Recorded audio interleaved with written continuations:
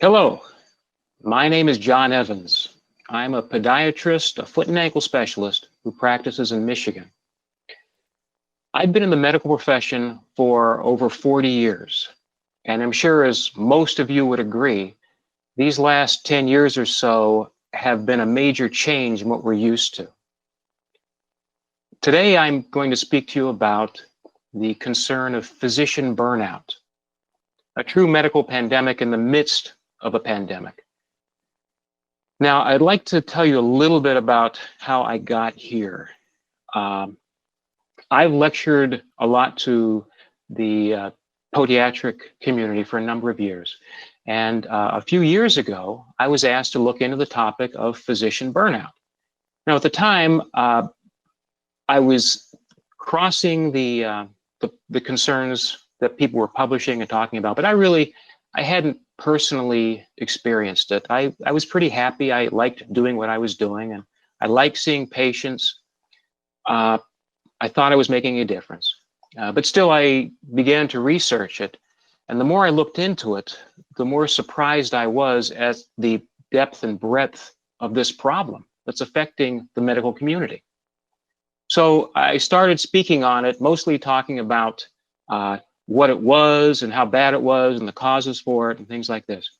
And then along the way, I started getting comments back saying, you know, we realize that it's a problem, but we'd like, instead of you spending so much time telling us how bad it is, why don't you talk about some things that we could do to help?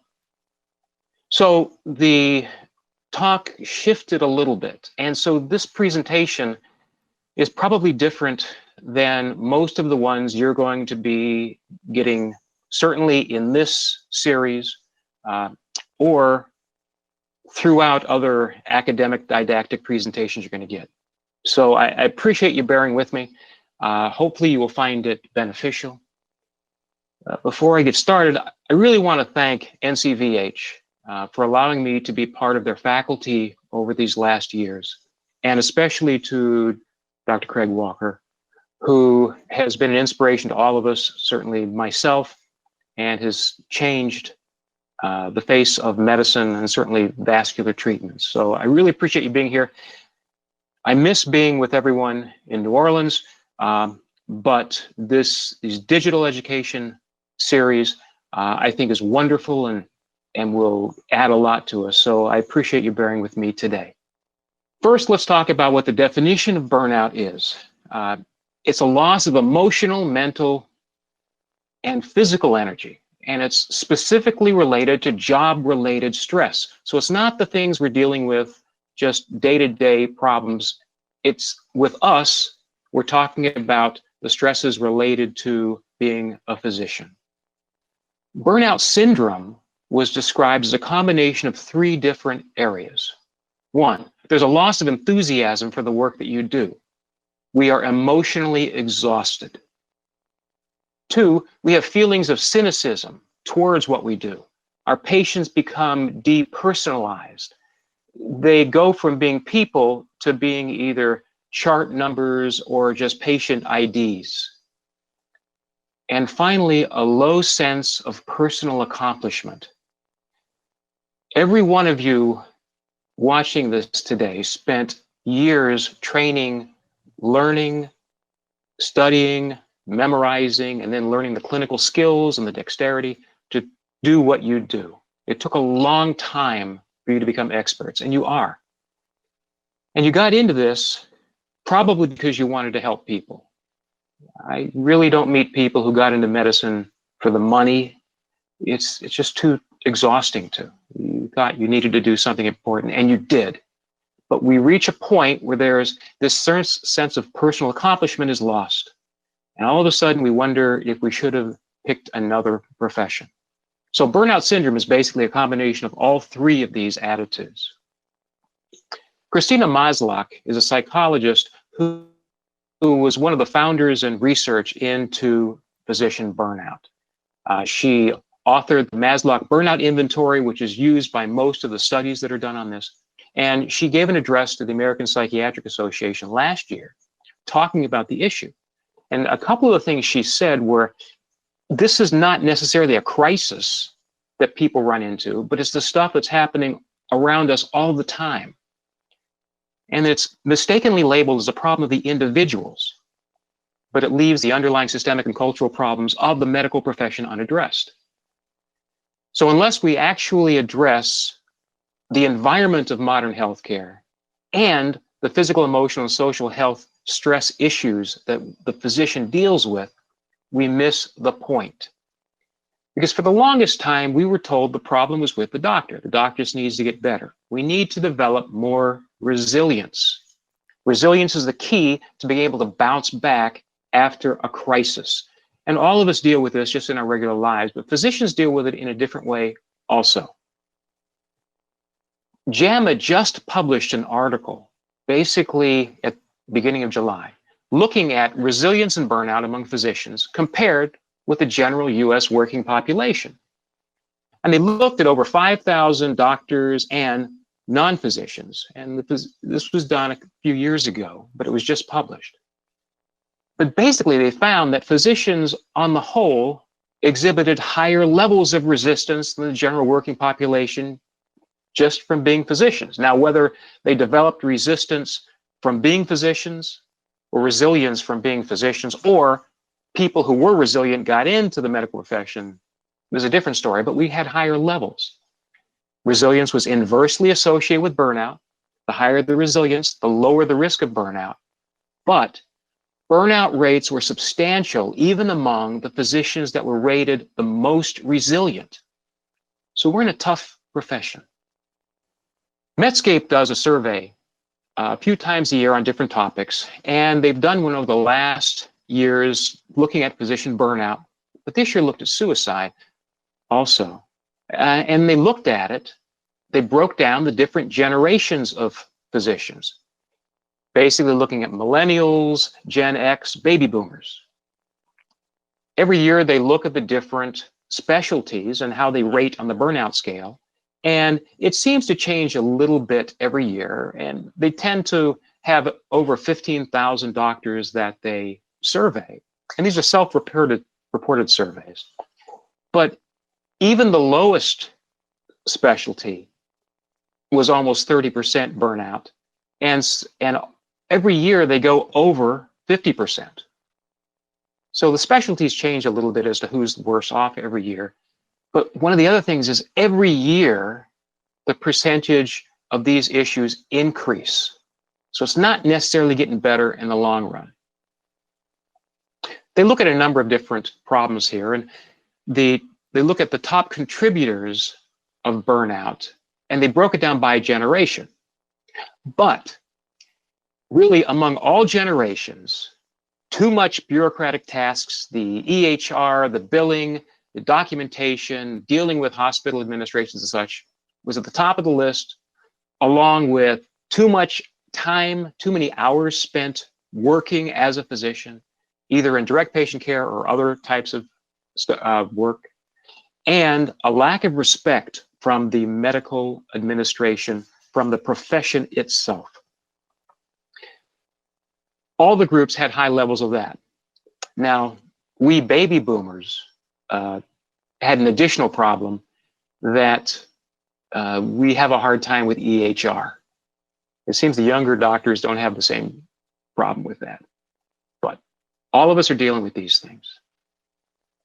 I'd like to share a short paragraph with you that helps put things into perspective for me.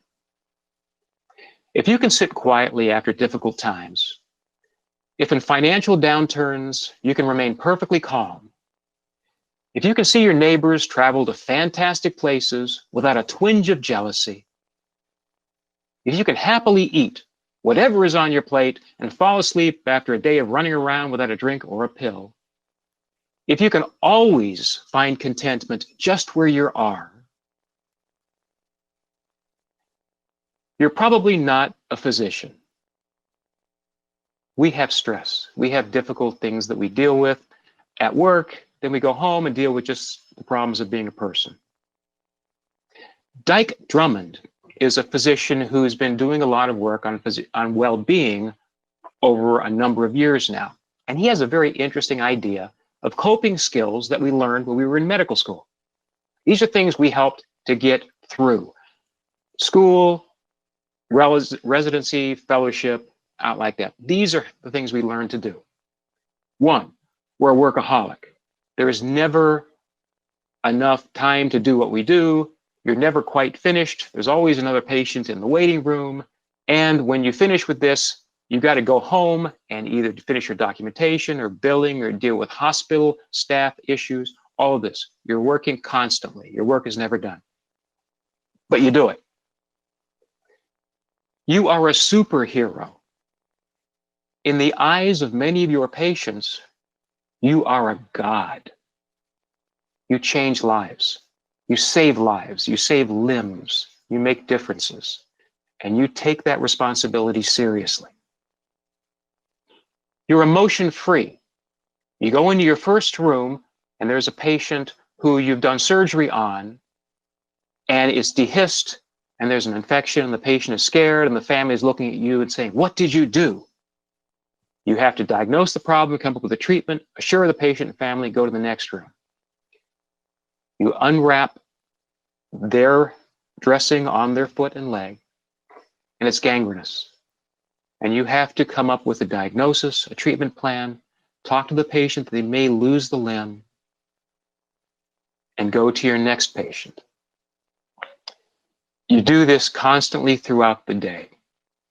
And this could be the first 2 patients of your day when you've got 30 on your list. You have to remain emotion-free because if you carry your emotions into the next room, that patient suffers. So you have to be able to identify with the patient, but also remain at a distance in some ways. And we are not wired that way. You're the Lone Ranger. You're the captain of the ship, the rock, the island. You have people who help you, your extenders, people working with you like that, but the buck stops with you. And you take that seriously. And you're a perfectionist. We know that nobody's perfect, but you have to be. Because if you make a mistake or you miss something, people suffer. And you won't allow that to happen. So that's what we deal with. That's how we learn to work with things and what we're going into our profession with. This is not easy. Who's more burned out, men or women? Women got us beat. They deal with things on a regular basis that we, on the whole, don't have to. There's additional pressures that they work with. There's a work-life integration. Society says women are caretakers. So for most who have families, they will finish taking care of their patients, they will go home and take care of their family, or their parents, or their children, or extended family. Their work is truly never done. Because of society, there's a significant gender bias and discrimination within the medical community. Women on whole tend to be paid less than men. There are less of them in administrative or higher level positions. And it just doesn't seem right since just about half of the people coming out of medical school now are women. They have to deal with a greater level of sexual harassment than men ever have to do. And their autonomy and workload is different. Studies have shown that women in family practice actually will spend 2 minutes more with their patients talking about emotional and socioeconomic issues than their male counterparts when they're dealing with these things. Now, at the far end of the spectrum of burnout and these emotional stress issues, we come to deal with the topic of physician suicide. This problem has significantly increased over the last years, and it appears not to be improving. When people lose all hope, oftentimes they feel this is the only way out, and physicians are dealing with this more and more. It just doesn't affect the physician or their family and friends, but also the healthcare system in cost and the ability to provide proper care. The general population suicide rate is approximately 12 people per 100,000. Physician suicide rate is between 28 and 40 per 100,000. Now, there's a large variance in rates here, mostly because we don't keep good records about this. It's not really tracked closely if a physician takes their life. Now, there are people who are trying to remedy this, but still, a lot of doctors who take their lives, it's really not reported as a suicide. In fact, between 300 and 400 physicians a year take their own life. So it boils down to we lose one doctor every day. Now, it's not just seasoned physicians. If you look at medical students and people who are in fellowships and residencies, after accidents, suicide is the most common cause of death. So, what can we do? How do we deal with this issue of physician burnout, hopefully avoid leading into suicide as being an option, but otherwise just help our emotional well-being so we can live the enjoyable lives that we try to give our patients? There's a couple of ways of looking at this. When Medscape did their survey this year, they looked at what are the coping skills that physicians use overall for burnout. And we find that at the top of the list, exercise, talking, sleep, all healthy, psychologically beneficial, balanced. Isolation is not, because if you do pull away from people, we lose one of the most protective means we have of coping with issues like this. So what's next on the list? Eating junk food, alcohol, drugs, all not good. Playing, listening to music is good, but as you can see, a lot of what we do are harmful to ourselves. Brazo last year published an article talking about attaining wellness as a physician. And she broke it down to being 3 areas that we need to look at. 1, personal resilience. 2, the culture of wellness. We have found that the culture we are dealing with in medicine today is in itself diseased. It needs to change. It's been acknowledged. As far as actually doing something about it, we have a long way to go, and hopefully we'll work with that. The 3rd is the efficiency of your practice. How well your practice is run to take the stress off you. Now, what I'd like to speak to you today deals with what you personally can do dealing with resilience, well-being, such like that. But all 3 of these things are very, very important to deal with. So we come across what we would call a toolbox for well-being. And these are the things that probably all of you already know about, extremely important, but still, I look at them as external things we need to do. Sleep.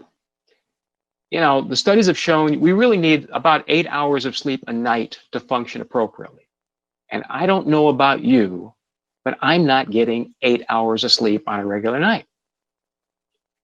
Your diet, what you put into your body, affects how your body functions and what happens from that. We know this. More and more studies are coming out. Every day, I'm reading 2 or 3 articles that talk about the importance of diet in your well-being. So it's important to think about that. Exercise. There's over 300,000 articles that have been published on the importance of exercise to better health, not just physical, but emotional and cognitive. And yet, many of us don't find time to do this in our day. Talk, communicating. Humans are wired to need to be social. They need to be able to talk to other people, to share, but to be able to communicate. And in today's society that's more digital, the ability to fully communicate is lost a little bit. So we need to try to make ways that we can communicate with each other. It's one of the most important things we can do, especially when we start feeling stressed. Now, stress relievers, music. Listening to music, performing music, dance, all of these things are a way that take us out of the lives that we're living professionally and put us in a whole different world. We can just recenter, disconnect, getting away from the society, the technology that we deal with, the computers, the smartphones, all this, trying to find a way to pull away from that and just more or less go back into what our ancestors lived with in a form of nature. Go outside, breathe the air, look around you, hear birds, walk on grass, go touch a tree, anything like this. Just get you out of the sterile type of medical world that we all tend to function in. Now, all of these things are useful, but sometimes they're not useful enough, and we get to the point where we can't get through it alone. And here is the point where we want to remind us that we all can use a friend, ask for help. But we all also know this is the last thing we're going to do for a number of reasons. One, personally, it makes us feel that we should be able to take care of ourselves. Physician, heal thyself. Physicians are strong. We should be able to figure this out. And if we can't, it's a weakness. And we feel guilt about that.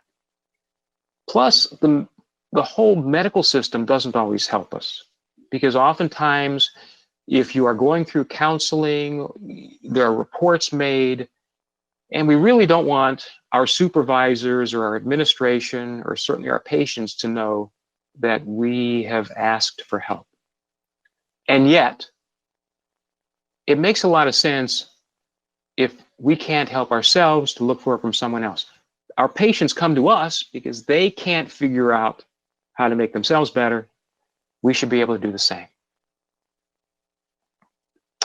Now, this final part of this presentation is when I get a little bit different. This gets weird from the typical didactic academic type lectures, certainly that I'm used to giving and hearing. I don't see this at the medical presentations we're going to, but I'd like to talk to you about 10 things you can use as a practical tool for emotional well-being and may help you survive the stresses of being a doctor. Now, these are empirically reviewed, appropriate, studied, journal reflected techniques, but most of the time we see them in psychology journals and not necessarily what we're reading every day. One, if there is one tool I can give you that you can take away, that if you do it, it will truly change your life, it's conscious breathing. Now, you breathe every day. You take thousands of breaths every day. Conscious breathing is basically stopping what you're doing and focusing on taking a breath. And you just put your mind focus on breathing in and breathing out. If you could do 2 or 3, even better. The idea is to not think, but focus all your attention on the breath. If you do this, every time you think about it, I mean, honestly, it will change your life. When you look at your schedule and you're about to go in and see a difficult patient or one that's having a problem or something you haven't quite cracked the nut on how to make them better yet, before you go in, stop, close your eyes, take a breath or 2, and then go in. It will change your attitude and it will increase your ability to come up with ideas that you may not think of if you're worried about the patient. Conscious breathing. Meaning and purpose. All of you got into medicine because you were drawn to it. Sometimes I consider it's a curse because you don't have a lot of choices. You're willing to give up a portion of your life to help other people. And it's because your life had a meaning and you developed a purpose that you were going to live by. But we tend to lose this in the midst of everything we're dealing with. And as we looked at, the third leg of the physician burnout scale had to do with your lack of professional meaning, why you got into it. meaning and purpose. I was told a saying a number of years ago that rings true. When you're up to your ass in alligators, it's hard to remember you came to drain the swamp. Now, there are some people who have put these techniques a little more appropriately. Nietzsche had a theory that he who has a why to live for can bear almost any how. And Viktor Frankl, the psychiatrist who survived the Nazi death camps during the Holocaust, wrote one of the most important books in psychology, Man's Search for Meaning.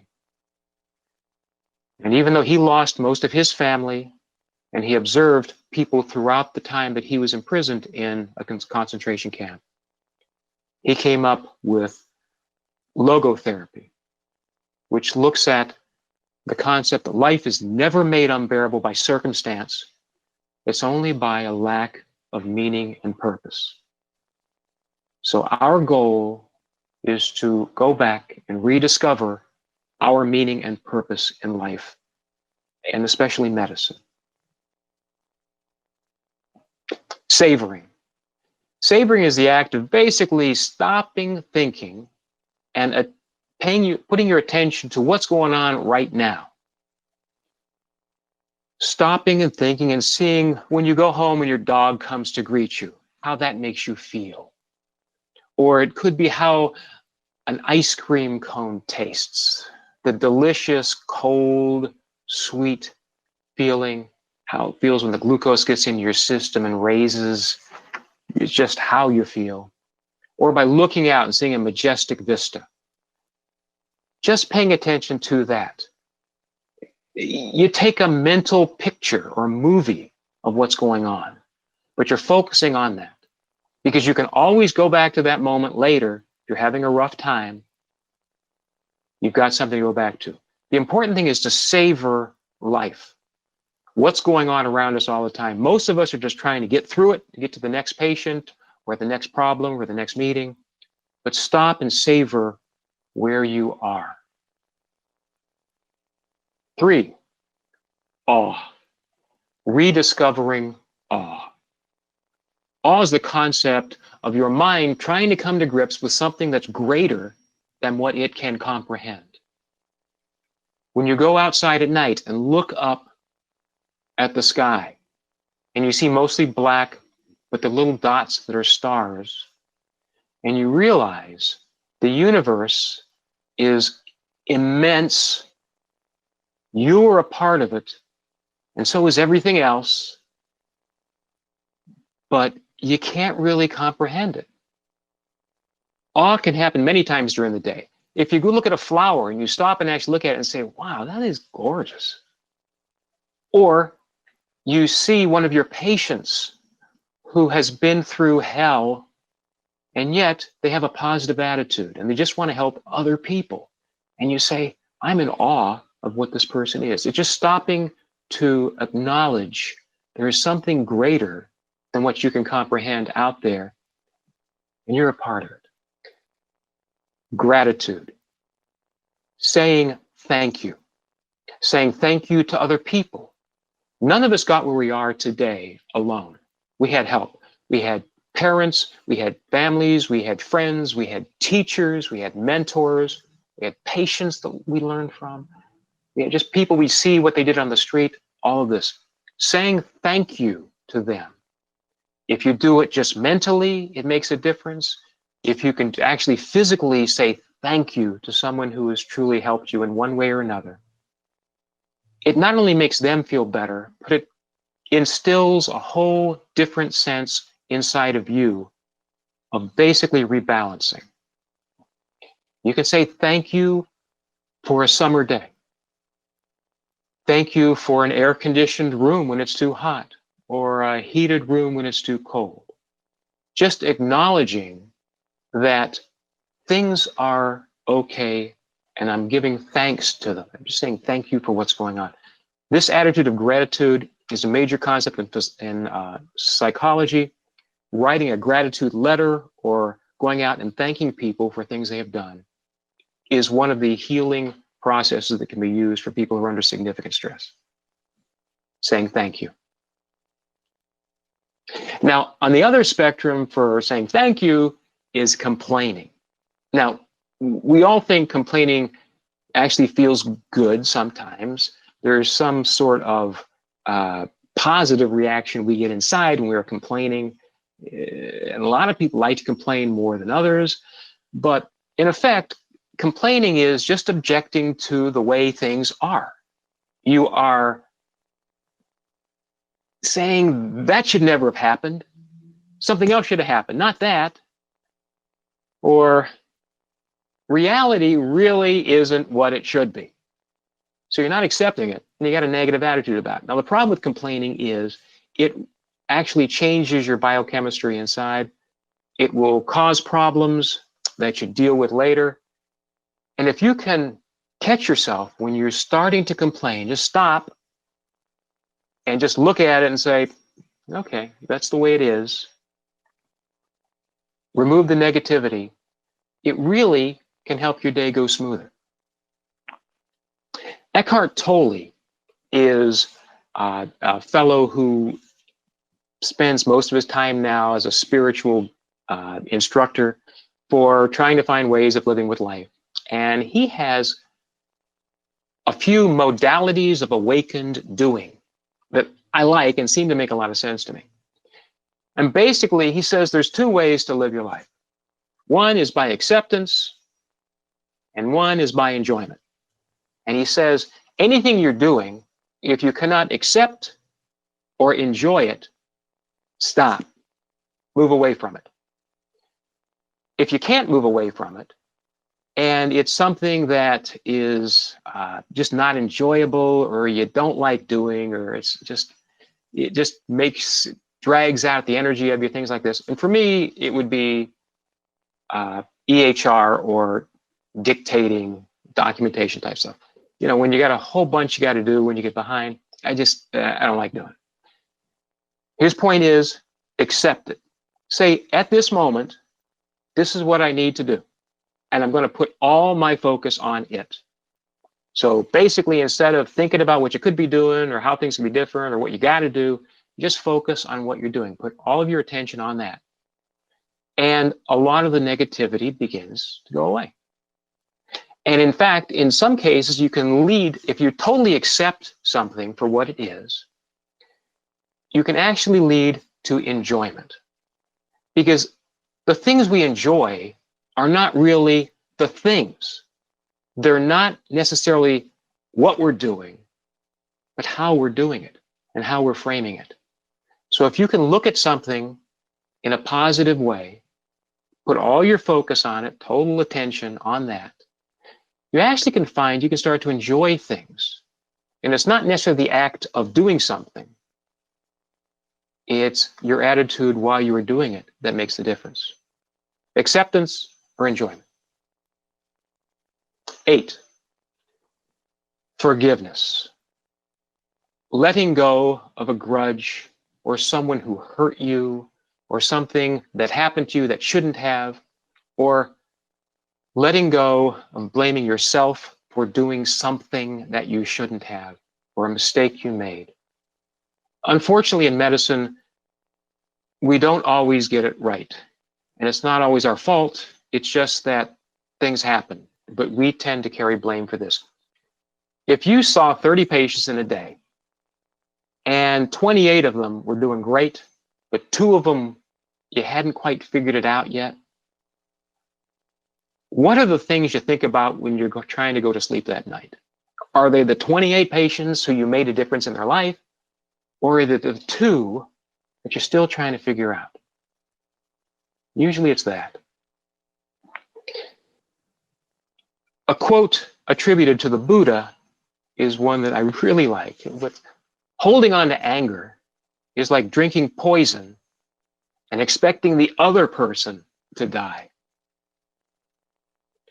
Or Jack Kornfield, who was the psychologist who had the dog story in the beginning that I like so much, says, forgiveness is giving up all hope of a better past. If you can forgive, if you can just let go of holding something against someone else or yourself. It's like putting down a weight that you've been carrying around for a long time. You're not going to, if someone else hurt you, you're not going to change their mind necessarily by holding a grudge. And this doesn't mean that forgiveness means that you're letting them off the hook. You're not necessarily. All you're doing is saying, I'm going to stop carrying this around, and I'm just letting it go. It makes a difference. It is extremely hard to do in certain cases, but people who are able to do it will notice potential life-changing events. Martin Seligman is a psychologist who has done a lot of work in the happiness movement of psychology. And he has a technique called 3 good things. Before bed, think of 3 good things that happened that day. Again, most of us focus on the bad things that happened, the difficult things, stuff like this, but go to bed, specifically think of 3 good things that happened. And jot them down and think about them. There have been dozens of studies done in the medical profession using this concept. They use it a lot for residents, medical students, and seasoned physicians also. And they found that the results of this, their improvement in well-being and actual happiness, if they do this for 2 weeks, is still evident 6 months down the road. That's a simple concept, and it really it doesn't cost anything.